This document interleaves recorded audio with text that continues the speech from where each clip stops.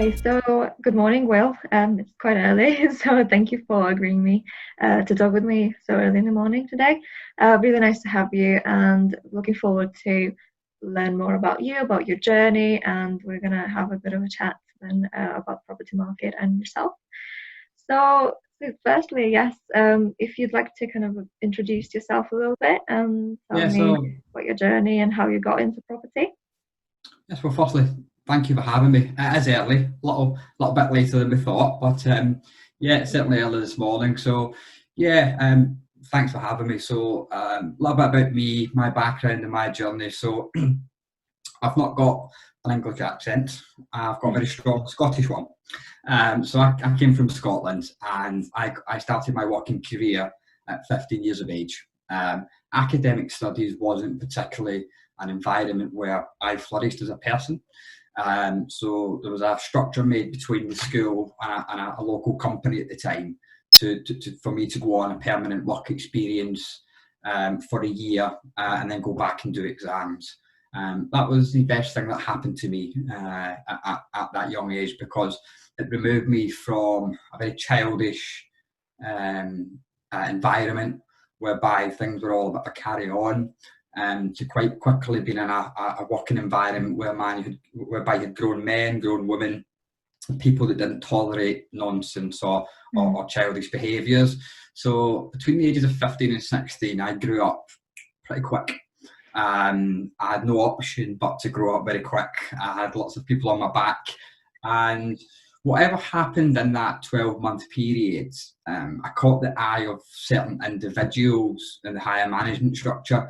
And on my 16th birthday, I got handed a brown pay envelope as my last paycheck. A little bit naughty because I was only 15, turning 16. But Right.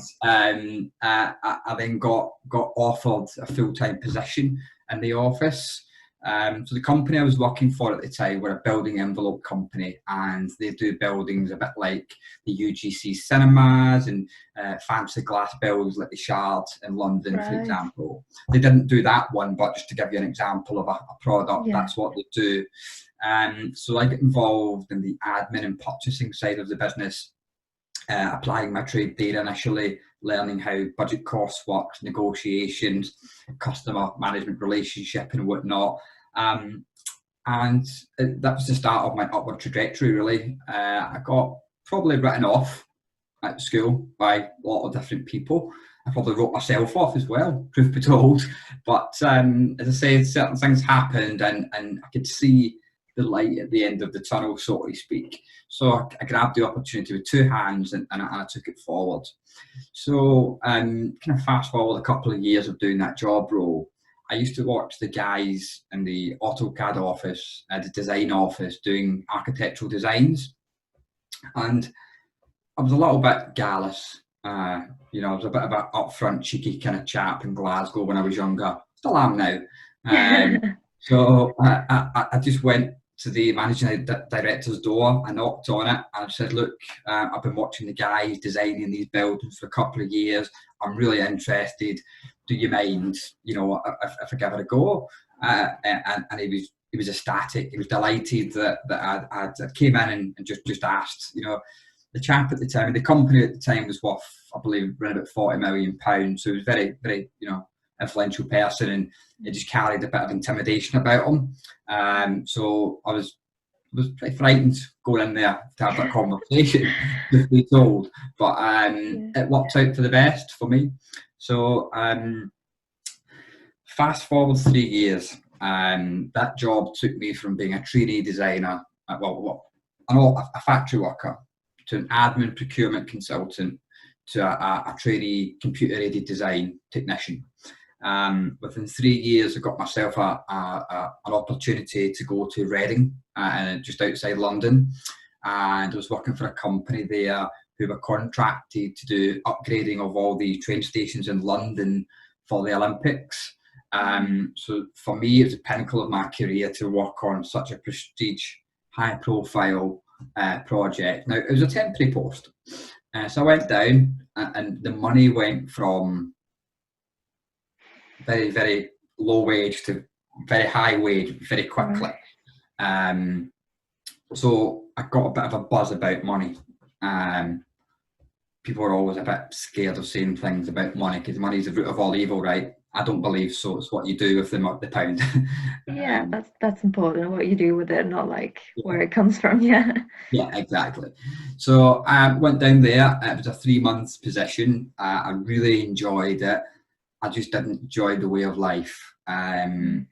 It was very remote for me. I was young, and at that time, I'm sure I'm going to take a bit of flack for this, but at that time, Scottish independence was quite high on Scottish national agendas, and it made my tenure down there actually a little bit uncomfortable. Right. For me, that's how I felt.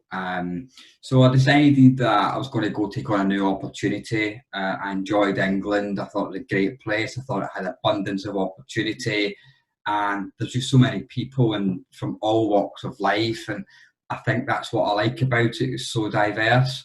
So I elected to take a completely different job role altogether. So I got the opportunity to be a trainee site manager in Kent.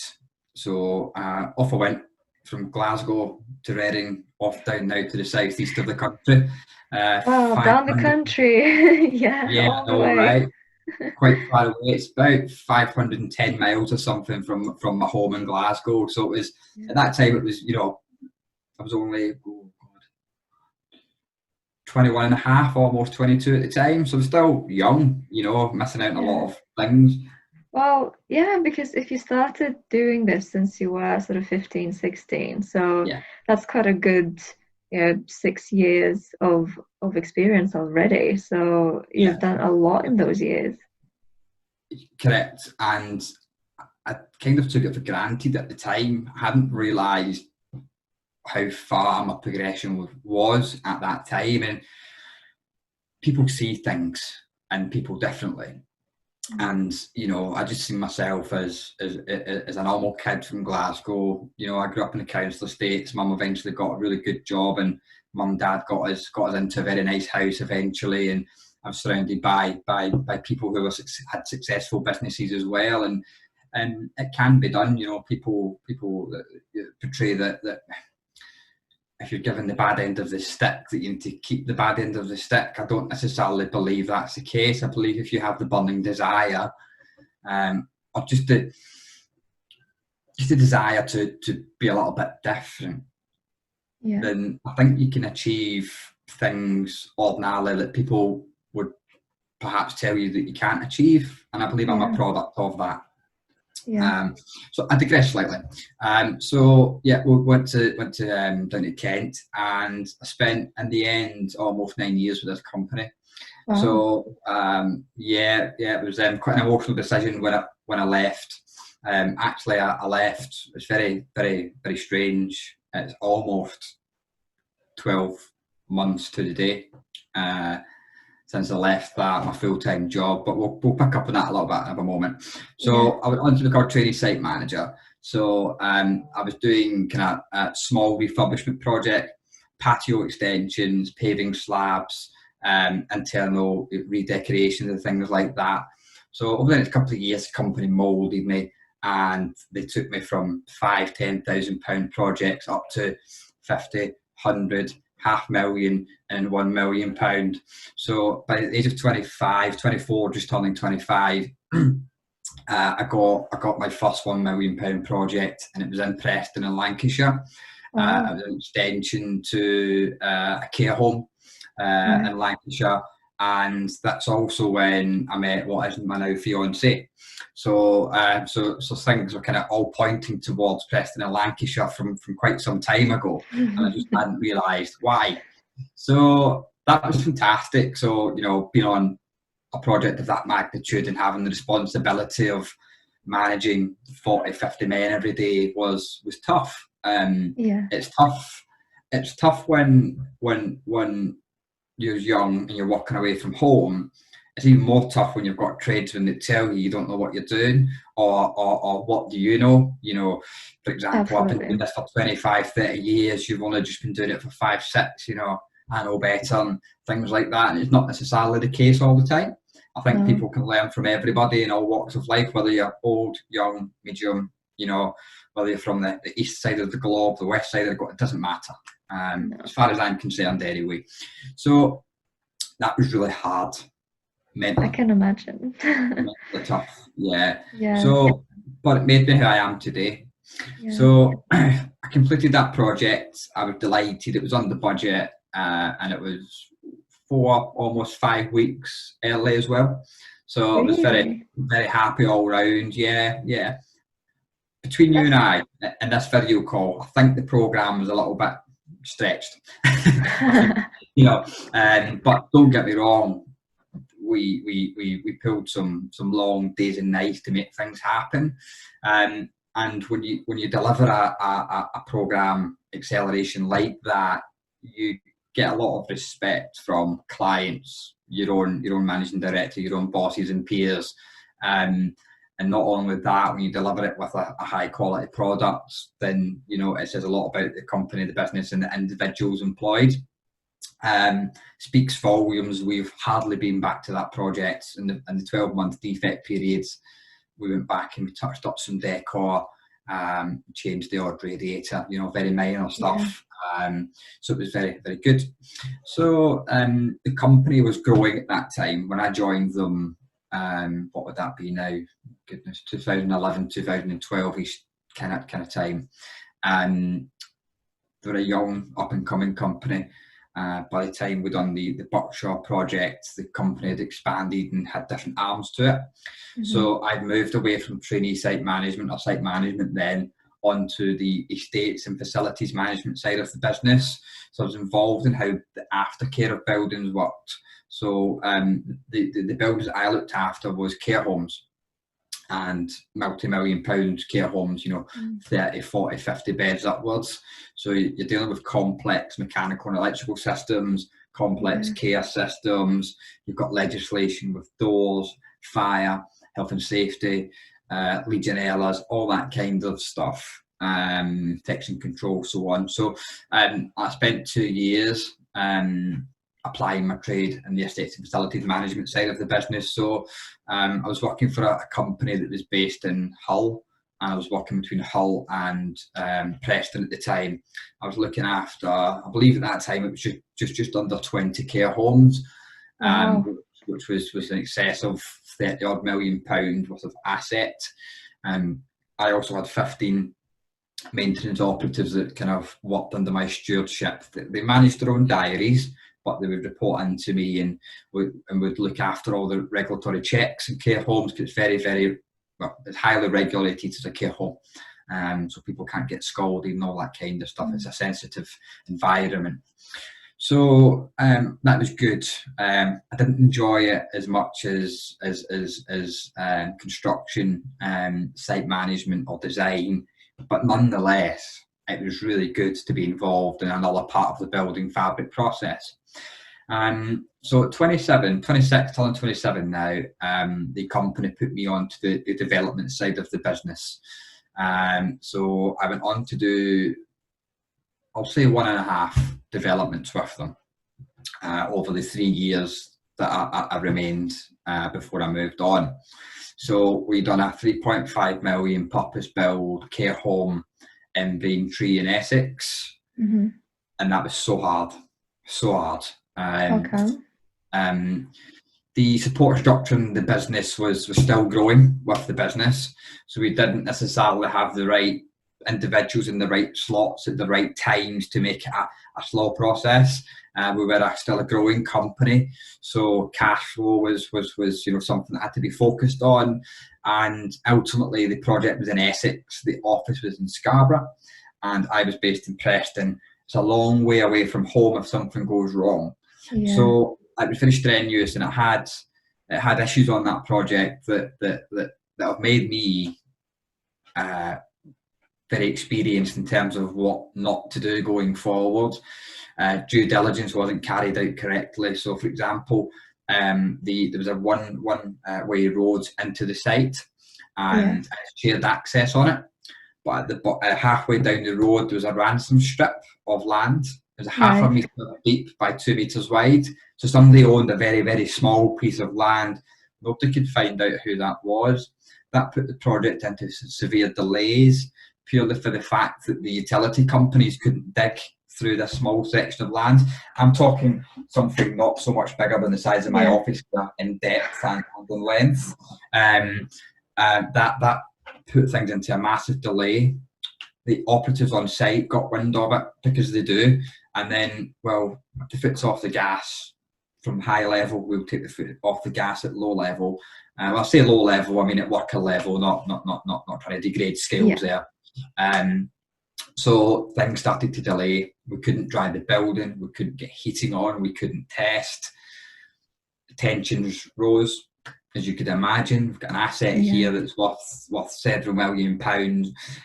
So that was difficult. It was on a sloping site as well, which had a partial basement to it, and one side was a partial basement, one side was level ground, just the way the slope were. That came with challenges given the size of the excavation, very deep holes, and the access road was just off a cul-de-sac of private houses, which was no bigger than a small estate road. So you can imagine logistically, tradesmen every morning, delivery trucks. There was a lot of neighbour relationships that had to be managed. So that came with its own stresses. So the spotlight was on at all times. Yeah. So was it yourself that had to manage those relationships? Yes. Yeah. Right. Yeah. So as a project manager on that project, I was also heavily supporting the site manager, as well as doing a lot of admin at the time as well. The hours I were working were crazy, but I loved what I'd done. You know, I loved the company, I loved where I was going, I loved the project. I hadn't realised at the time though what it was doing to me, and it wasn't until I came out the other side that when I stopped, everything just seemed to crash and burn. Yeah. I'd been overwhelmed for a long time. I just got through it. So that's a negative. Let's focus on the positive. So delivered the project. The company made money. The client was happy with the product delivered, and it had some teething issues. Don't get me wrong. Like any project will have. Yeah. But it's a very iconic building, and it got put in some magazines and stuff to showcase, and I was quite happy about that. So brilliant. You know, it was good. So I then kind of moved away from the development side for a couple of months, and I got tasked with just looking after the aftercare of the project in Essex, which was, I went from one extreme to the other. I went from being really, really stressed, under pressure, working at, 12, 13, 14 hours a day, driving in excess of 500 miles a week, every week. I was then travelling back home some weeks to go see my family in Scotland. Rosie would want to go on holiday as well. All these things, and it sounds like a hard life, right? Oh, yeah, it does. Yeah. Well, imagine having all those opportunities, but because the support structure, in my opinion, wasn't quite right, it had a detrimental effect on me.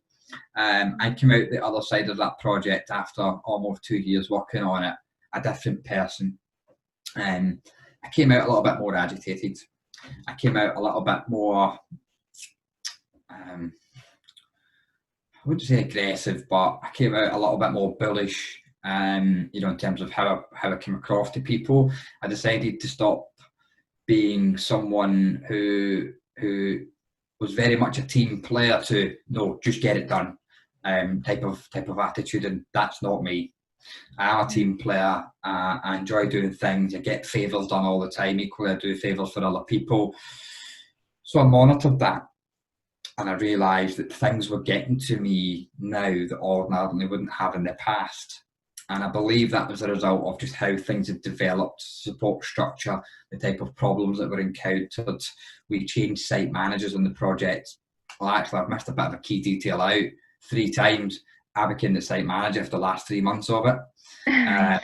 So yes, it was very hard, to be honest with you. And again, I was still a young boy. I was mid-20s, coming through my 30s,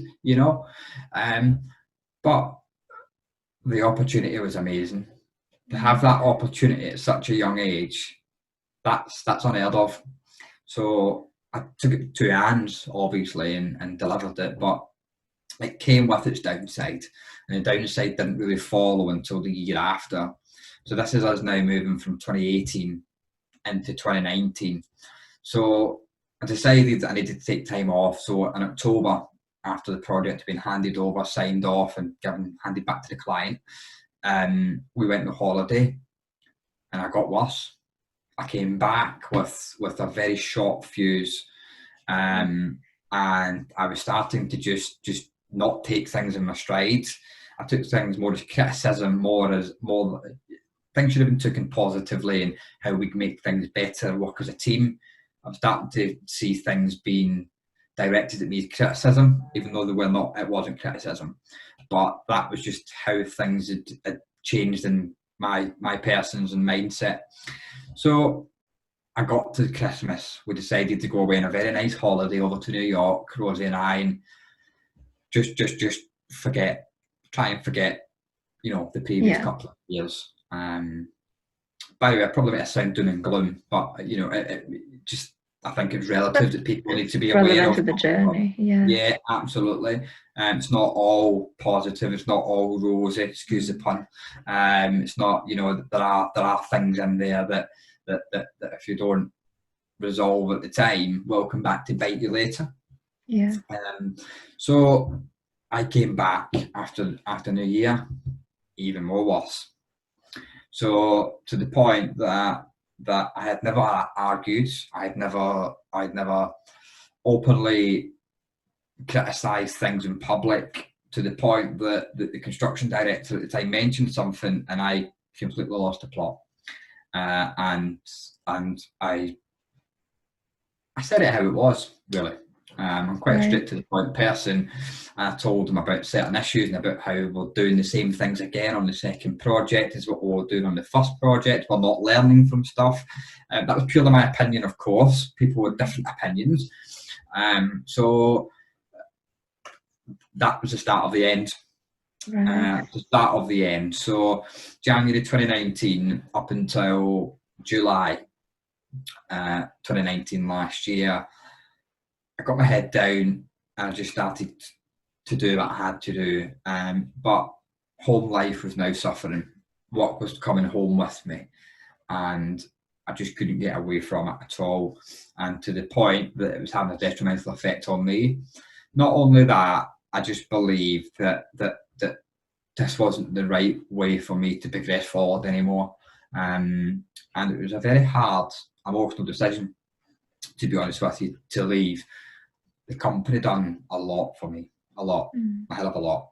And I will forever be indebted to the managing director of that company, because that man changed my life. He took me from, not single-handedly, I've done a lot myself, but it took me from a young boy at 21, turned me into a professional young adult working on multi-million-pound projects before the age of 30. He didn't have to do that. He could have employed seasoned professionals. He could have employed, that became more cost ultimately, but he could have done that, but it gave me the opportunity. So it was a very hard and walking. I was crying. It all happened very quickly. I didn't want to leave, but I had to. I had no option, because things were becoming too much up here. And ultimately, when other people in the business don't have that same mindset or understanding of why you've got those thoughts, then you're travelling in different directions at that point. And we had never in 9 years travelled in a different direction, ever. We were always aligned. We were friends. We went on holiday together, things like that. So it was hard.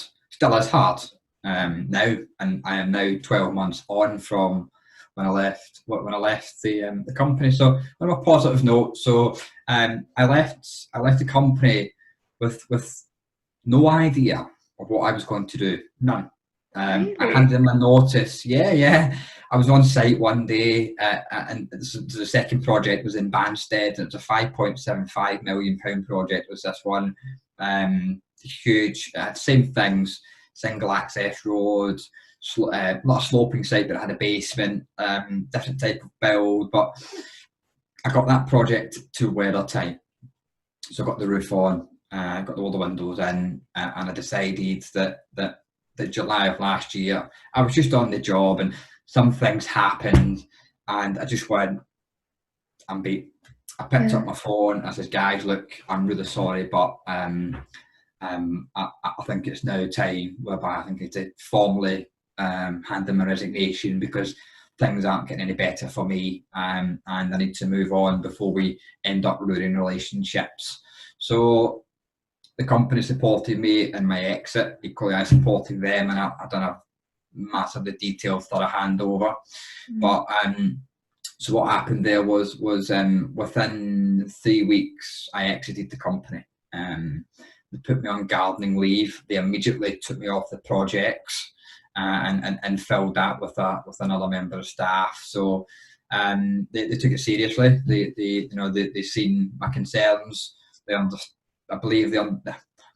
don't believe they fully understood why. I think they believe that I've cut my nose to spite my face, but I had to do it for my own reasons, not for anybody else's. Yeah. So yeah, just snapped one day and just thought, I've had enough.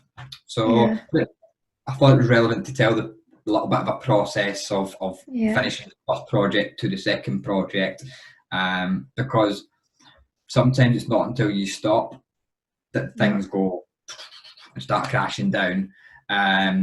That's kind of what happened with me. So it has been a hell of a journey, though.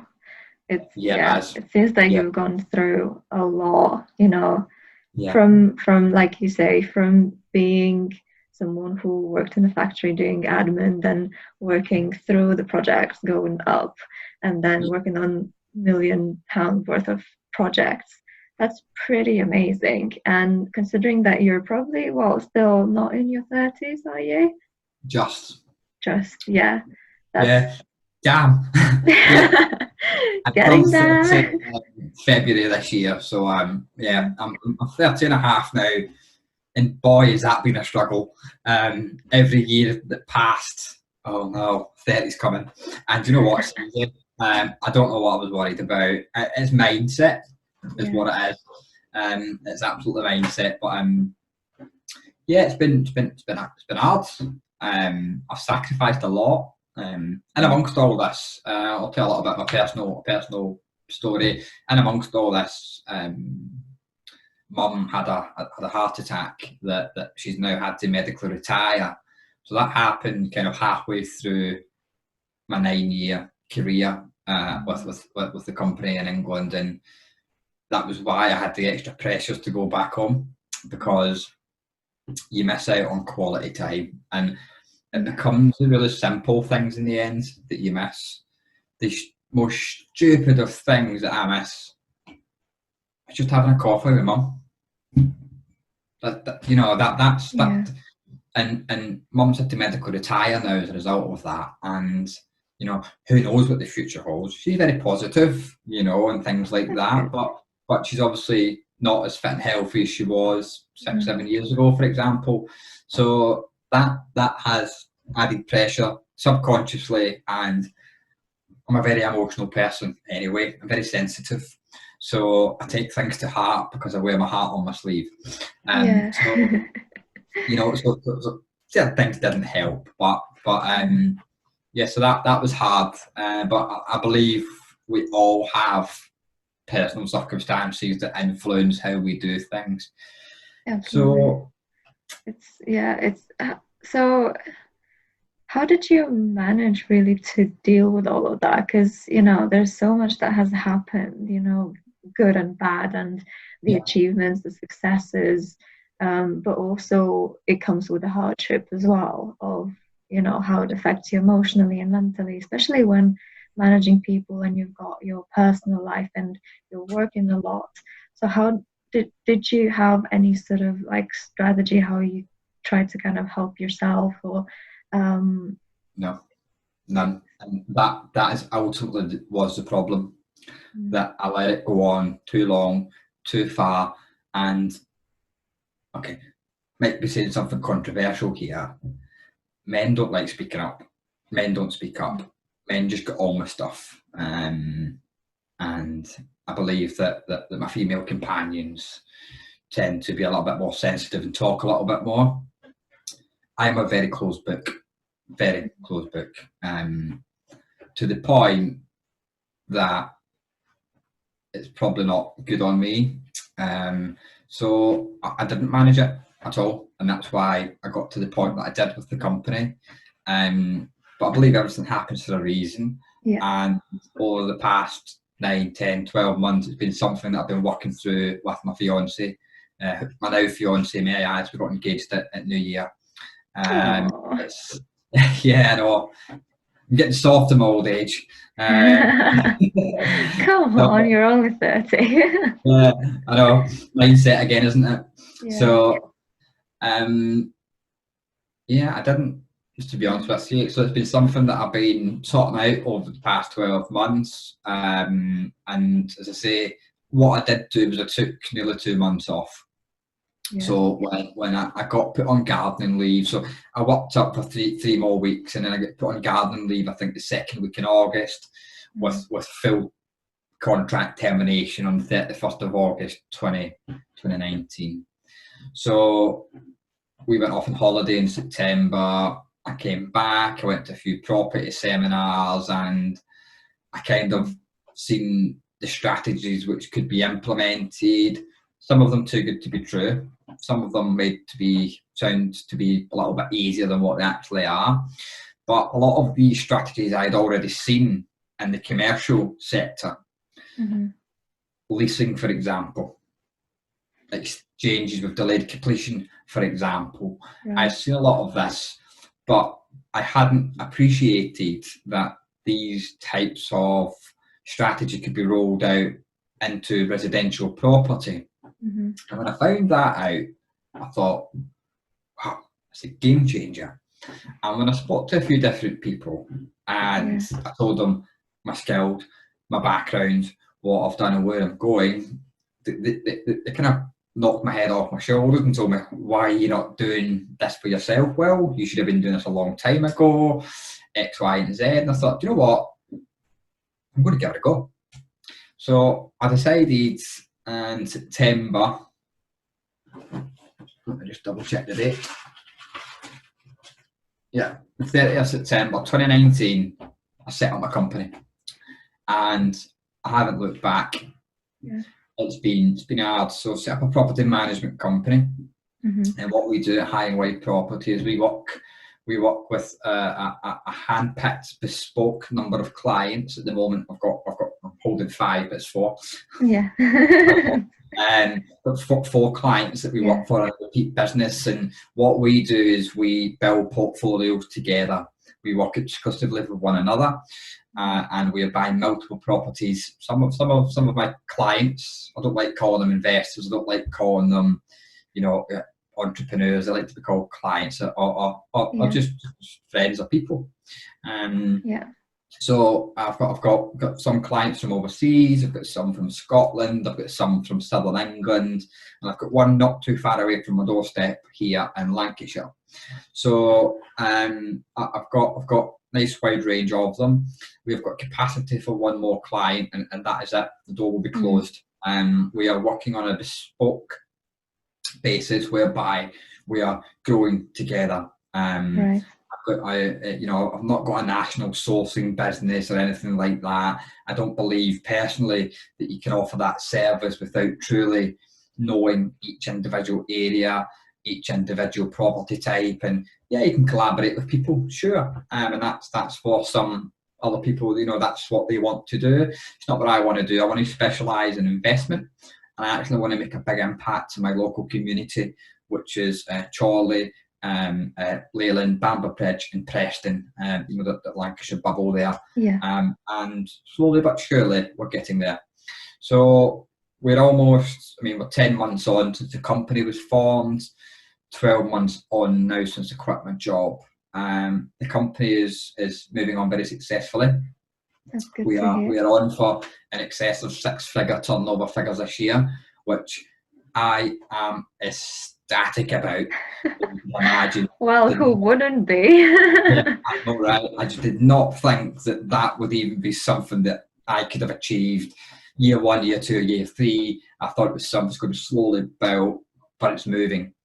Profitability is down, right? Because you've got a lot of investment you need to do in your business. So we So, specialize. yeah, sorry. So, like, because you initially you said that you got into a couple of property seminars and kind of you saw how the experience and skills that you've gained through your career in commercial, you can adapt also in residential and kind of transfer them. So, how did you find those seminars? Like, how did you come up? How did it come to your mind? So, oh, okay, I'm gonna go to the seminar. So on the July, the when I handed in my notice or resignation with that pulled on, I met two guys on a train in the first class lounge coming back from London, and it was them that were chatting to me, Right. telling me that I was investable, and they came from one of the biggest property. I'm not going to name drop. I don't want to do that. They came from one of the largest property educational groups in the UK, if not the biggest. So you'll probably work that out who it is. And I decided to go along and have a look. I did sign up to one of the courses. I did go on a deep dive 3-day weekend, and I actually thought that the content you got back for the money was value for money. Okay. However, I do believe the upsell is far too hard. I do believe that they focus too much on the positive. And I do believe that some people are unfairly targeted as a result of perhaps a little bit naive. But look, I'm going to stop talking now because I think there's a lot of good stuff in these property groups. However, I do believe they need the whip cracked a little bit more, just to Yeah. straighten it up a little bit, Yeah. and just help people a little bit more. Mm. So yeah, I mean, I signed up to a deal packaging course and done a 3-day weekend on it.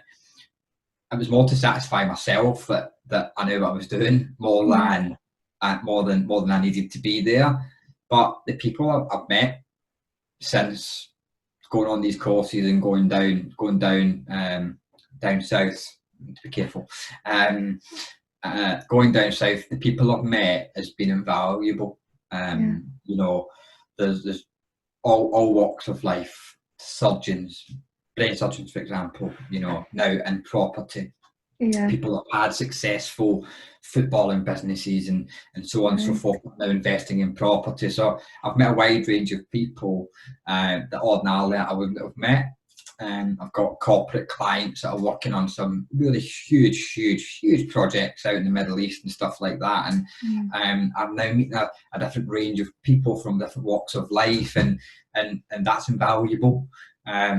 What I bring to the table from my experience, they're also bringing even more to the table from their experiences as well. So we're creating genuine win-wins here, Mm. and there's a mutual respect, and a lot of things are done on exchange of money for time, even in property. Well, we don't operate like that. We build a trust, we build a relationship, Yeah. and then we'll sort the money bit out. You know, there's no point chasing the money. Let's just build a relationship, make sure that we're all aligned.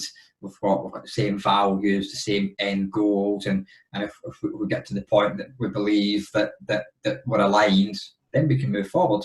Then we Mm. can talk about qualification and all that kind of stuff. Equally, I Yeah. don't shy away from the fact that this is my first business of my own. I openly tell people, and I'm willing to learn as well. I don't believe that anybody has all the right answers. So that's That's that's a good mindset to have, and and I think that's a good way to build a business when you not actually chasing money, because I have heard about people who get into property business and sourcing business that and they just want the monetary value from it, and yeah. they don't care then about those relationships, which kind of burns the bridges. If you build some sort of relationship with your clients or with builders that could help you, with solicitors or accountants that could help you along the way. It's just, yeah, it's just burning bridges in a way. So how do you find it different from mindset wise? For example, when you worked for a company doing all these big projects, and now you're working for yourself, and it seems that Yeah. you're doing really well as well. So has anything changed? Like, are you finding any difference? Yeah, so I mean, you're responsible to yourself first and foremost. The biggest change for me has been control. Mm. That's going to sound very power hungry, right? But it's been control, because as a project manager working on live sites, when you make a decision, you see actions very quickly. You see changes very quickly. And property, when you make a decision, it could be several weeks, months, could be years before that comes to fruition. So, from a mindset point of view, I've been very impatient with it, because I'm used to working at 100 miles an hour, 70 hours a week, driving 500 miles, to all of a sudden Yeah. doing something and having to wait. Hold on, what's happening? You know, it's just driving away from me. You know, like, and it'll just come back a few weeks later. Oh, I forgot I did that now, because you've moved on, and you know, so mindset around controlling decisions or having an influence has been something I've had to adapt to. It's not something I've been used to. Yes, by all means, I used to be involved in situations where things would take a couple of weeks to resolve themselves, but there's nothing really in construction that you can't resolve in 24, 48 hours. You know, there's just not a lot that you can't resolve. Mm. So, in property, buying a house, for example, can take 3 months. Yeah. Conveyancing, with added pressures of viruses Yeah. and stuff, Yeah. that move things on. So, control and mindset surrounding timescales has been one of the biggest challenges for me. I've always been self-sufficient. I've always worked remotely. I've Mm-hmm. always done kind of video calls, emailing, architectural floor plans that I've got on my screen here this morning. So I know a lot about the structure and how a business should be run. Disclaimer: I am not an expert. I mean, That's fine. I've probably made so many mistakes, probably. I'm probably not aware of a lot of them I've made yet. But, you know, that's part of the growing process and the learning process. So, Definitely. mindset and control, definitely the hardest for me. And ultimately,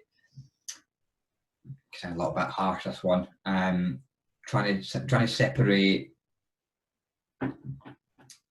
property industry, especially on social media, is very saturated. Out on the ground, it's actually not that saturated. Right. Well, it is with estate agents, but not with other like-minded people like myself.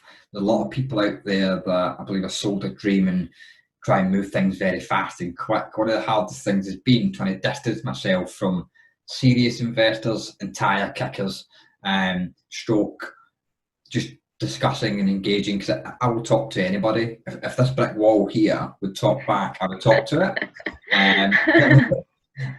So I like giving people the chance and the opportunity.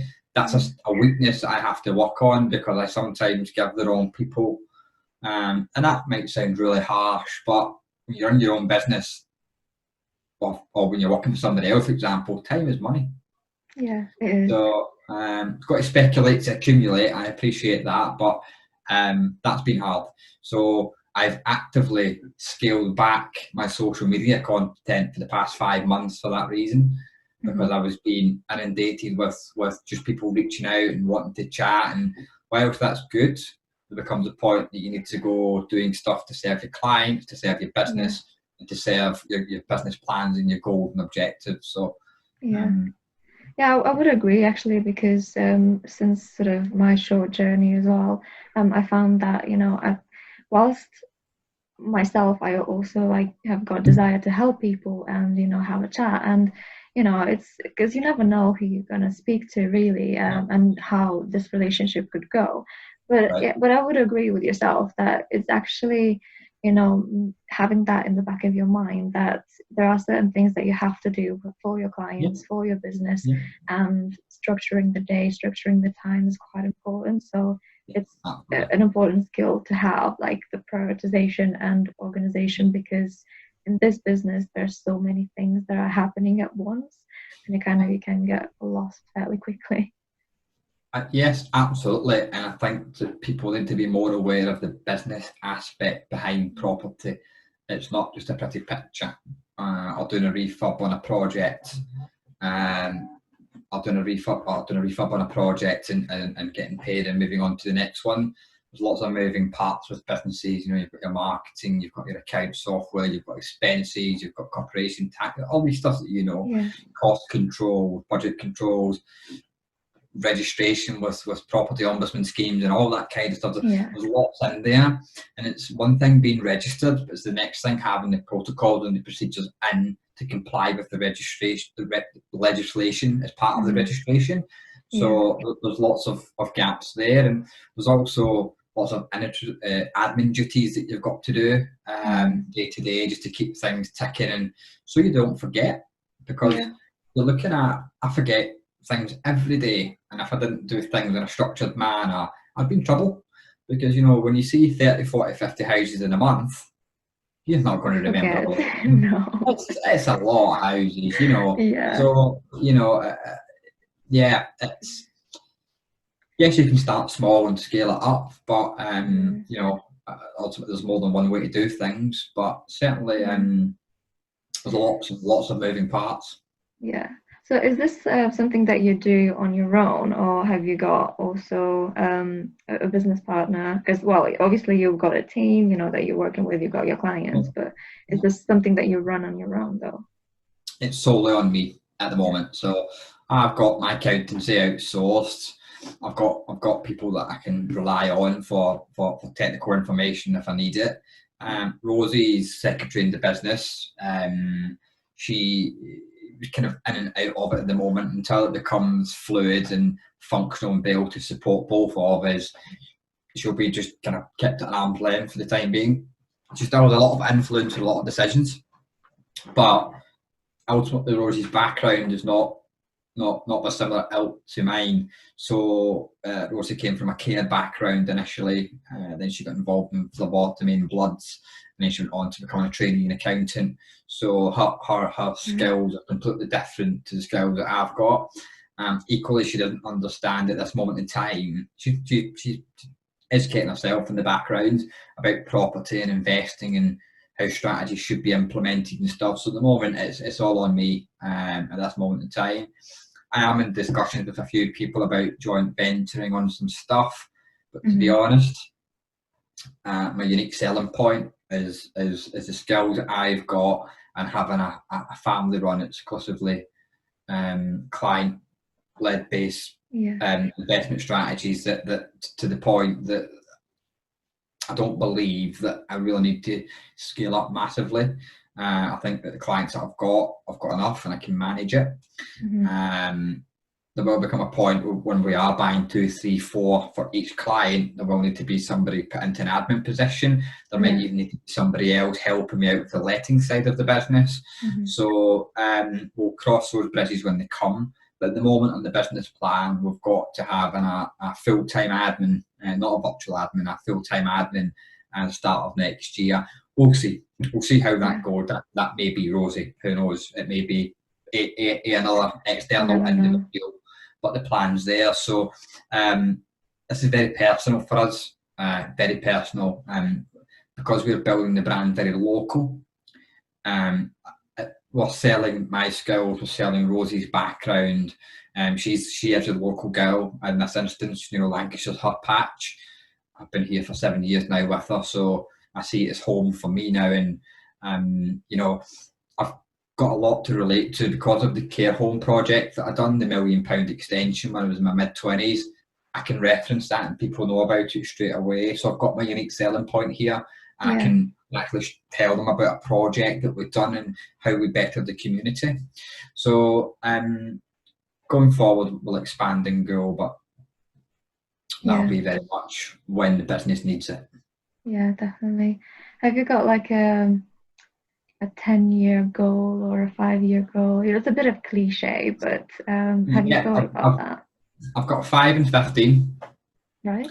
So my 5-year plan is not to be sat in this chair doing stuff like this. The 5-year plan is to be out in the ground buying developments or investment properties for the business.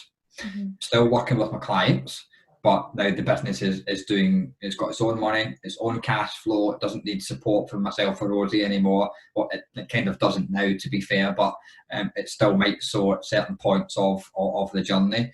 So that's where I believe I'll be in 5 years, is doing our own developments. And I'm not just talking by one house, two, I'm talking scaling up beyond hopefully the number of 10. So the 15-year plan is not to be in this country at all. The 15-year plan is to be somewhere overseas. I want to be back home living in Scotland on the west coast, way out of the way from everybody else. Purely for the fact that it's a beautiful country, it's my stomping ground, and equally, you know, for the reasons I've mentioned before about mum's health and stuff like that. So missing my nieces and my nephews, you know, that's all. I'm missing everybody growing up. 9 years is a long time. My niece I was holding in my arms 9 years ago. She's a young lady now, developing, you know. It's scary. It's scary. So that's the 5 and 15-year plans. I don't have a 10-year one. I don't think it fits for what I'm trying to do. I think it's too short.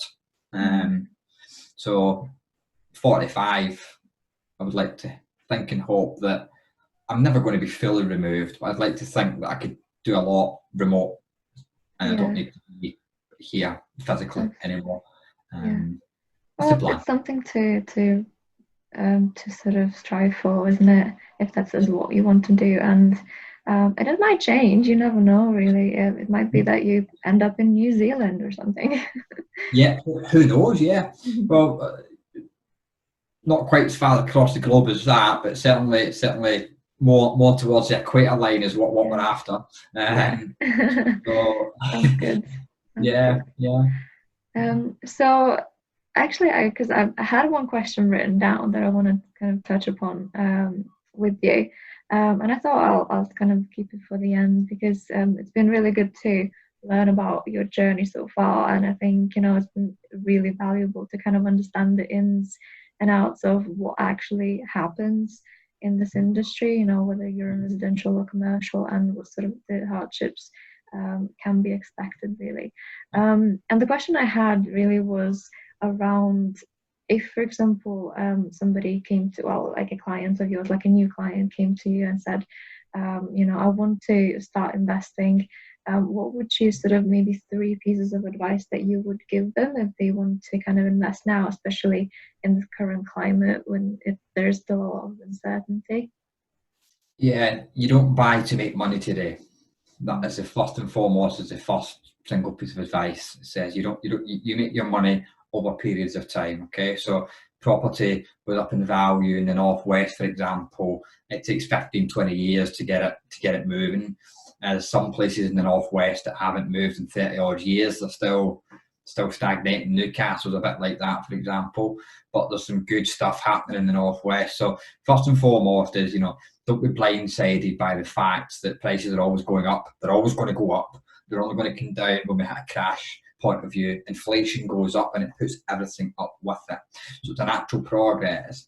2, I think there's got to be a level of understanding from an investor's point of view, sophisticated or not, that they can't do everything themselves. Nobody can. We need support. Everybody. I need support, whether it be accountants or friends or admins or just networking. People need to go and share information. So be open-minded.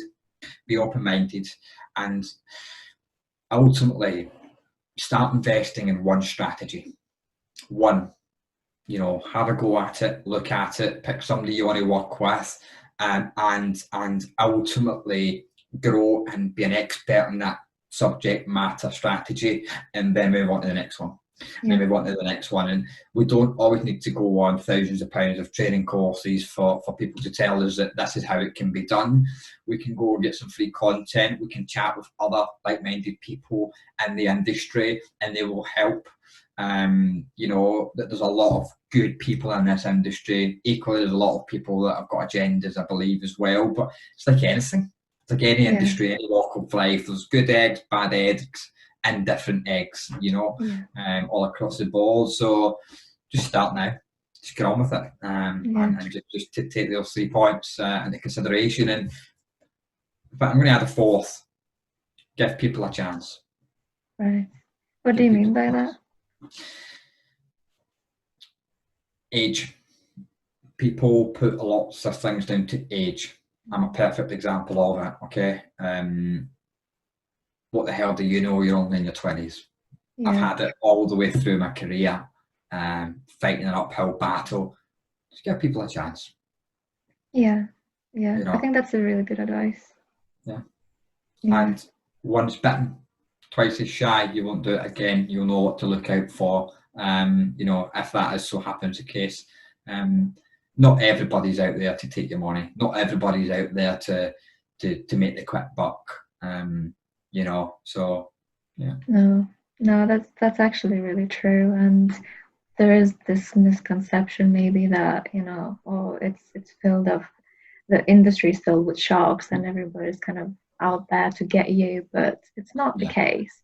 So, Yes, there are people like that, but yeah. there are a lot of good people as well. And yeah, Yeah. and I think it's really good advice. And if you give someone a chance and then they kind of screw it up or they are not who they say they are, then Yeah. that's a different story. But I think that's Yes. a good point. Yeah. Yeah. So, and probably the last thing, where can people find you? Well, it's wide and tell your company name again because I'll get it wrong now. The company's High and Wide Property. Yeah. So we are based in Lancashire. We don't operate anywhere else apart from Lancashire. Well, we don't operate north and south. So you can get us on the internet, www.highandwideproperty.co.uk. You get us on Facebook.